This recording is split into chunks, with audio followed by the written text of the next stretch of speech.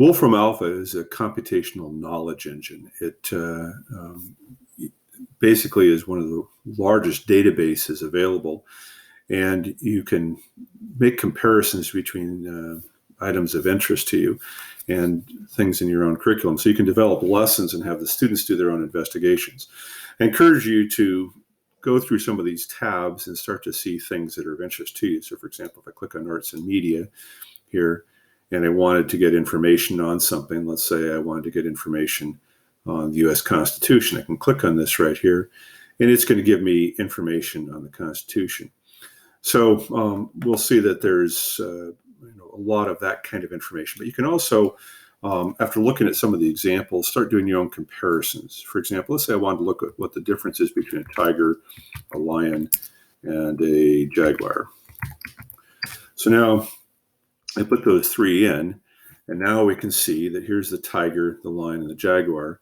And so we can see in terms of their taxonomy, we can see that they all are the same kingdom, phylum, class, order, family, and genus. They just vary on terms of their specific level. We can see, their lifespan and all the various different features that we might be of interest. So this is the type of comparisons you can make. Let's say you're a historian and you want to compare, let's say, World War I versus World War II. All right, then you can go ahead and put that in there, and it's going to actually plot them as compare them. So here's World War I and World War II.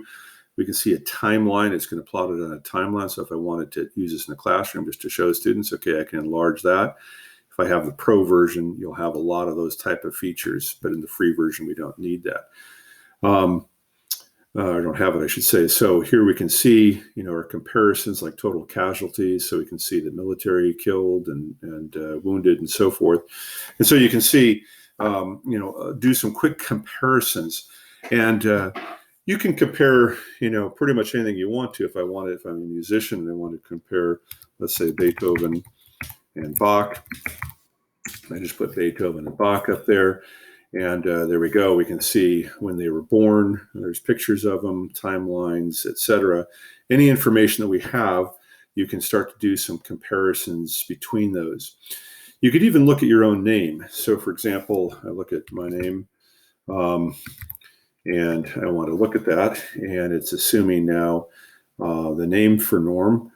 And we can see here that this is the frequency of Norman over time. And we can see that, wow, that maxed out around 1930, and then it's dropped off to present, almost extinct at this point.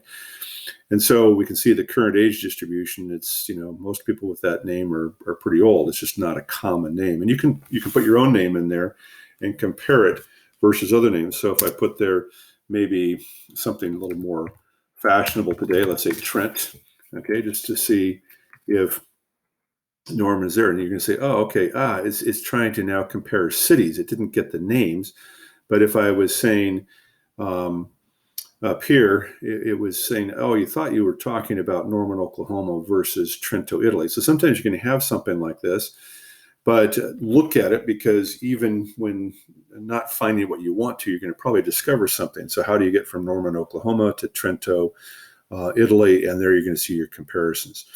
So once again, you can use this as a resource to develop a lesson to engage your students in the content that you teach.